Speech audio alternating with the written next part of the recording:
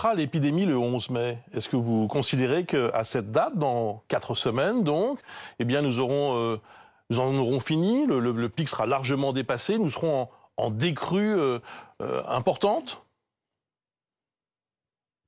Ce que nous constatons depuis plusieurs jours, c'est que nous avons atteint une forme de plateau dans l'épidémie. C'est-à-dire que le nombre de patients et d'admissions à l'hôpital ne chute pas de façon vertigineuse, mais qu'il a cessé sa croissance et que surtout, le nombre de sorties des malades de réanimation est depuis maintenant 3 jours supérieur au nombre de malades qui rentrent dans les réanimations.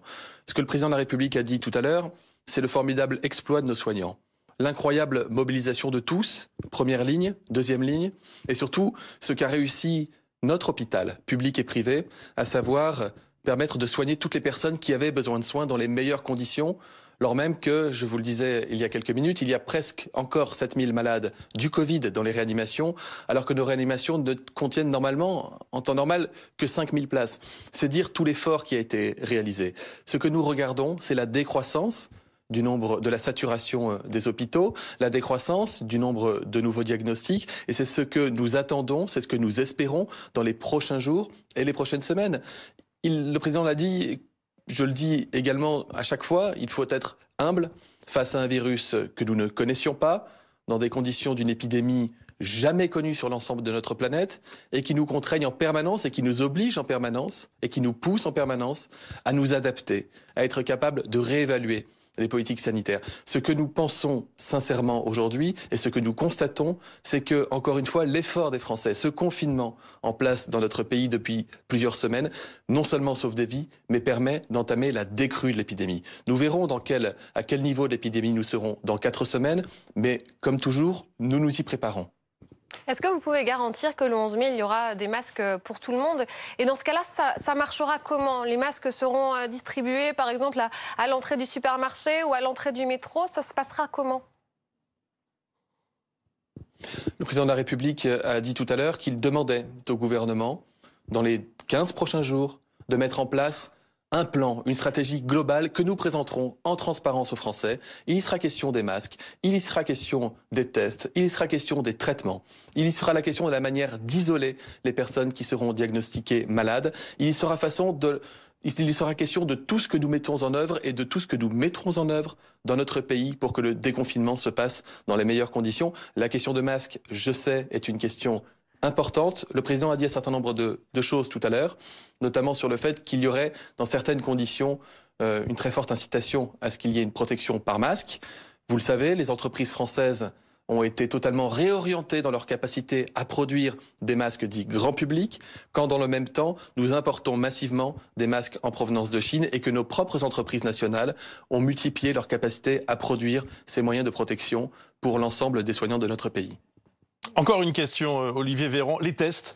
Le président de la République a annoncé que toute personne ayant un symptôme pourra être testée. Mais pourquoi ne pas aller au-delà, au fond? On avait cru comprendre que, justement, il faudrait une campagne de tests massive, que chaque Français, presque, devrait être testé.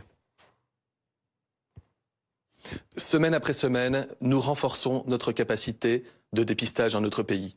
Ce sont ces millions de tests que nous avons commandés, ces 20 plateformes de haute technologie diagnostique que nous installons aux 4 coins du pays. Ce sont l'ensemble des laboratoires, quel que soit leur statut, qui sont désormais mobilisables pour participer à l'effort de dépistage. Vous le savez, nous avons initié il y a quelques jours une très vaste campagne de dépistage des publics les plus fragiles en EHPAD. Ce que le président de la République a dit ce soir, il a été très clair, c'est qu'au moment du déconfinement, chaque personne malade ou susceptible de l'être devra bénéficier d'un test diagnostique.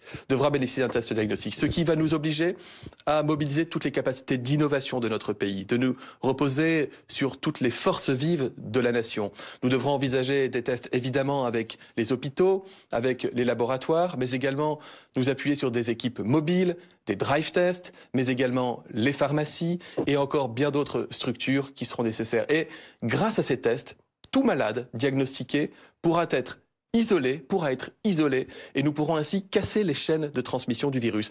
Dépister quelqu'un un jour donné qui ne présente pas de symptômes, qui n'a pas été qu'à contact d'une personne malade, comme ça au hasard, ne dit rien de sa capacité à être malade le lendemain. En revanche, Si quelqu'un présente des symptômes, et vous les connaissez tous désormais, ou si quelqu'un a été en contact très étroit avec quelqu'un qui est malade, il doit pouvoir bénéficier d'un test de manière à être isolé le plus rapidement possible.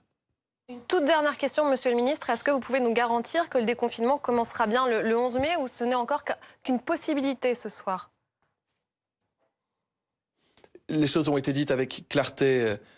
Je n'ai rien à rajouter à ce qui a été dit, à savoir que d'ici au 11 mai, nous préparons le pays d'ici au 11 mai. Nous constatons et nous espérons cette décroissance continue du nombre de malades. Nous attendons et nous soutenons nos soignants par notre comportement collectif, en restant chez nous, en poursuivant cet effort du confinement, pour pouvoir permettre aux hôpitaux de faire face et pour pouvoir permettre aux soignants de soigner dans de bonnes conditions. Encore une fois, dire qu'on fait preuve d'humilité face à un risque, face à une menace comme celle-ci, c'est aussi faire le constat que certains pays autour de nous, parfois lointains, parfois près, ont été obligés en permanence de réévaluer leurs méthodes pour pouvoir lutter avec efficacité contre le virus. Ce que nous pensons avec sincérité, et c'est pour cela que nous le disons aux Français ce soir, c'est que d'ici à un mois, nous espérons véritablement être en mesure de lever le confinement tout en continuant de protéger dans les meilleures conditions possibles les personnes les plus fragiles de notre pays. Je vous remercie. Merci beaucoup Olivier Véran, donc invité ce soir de cette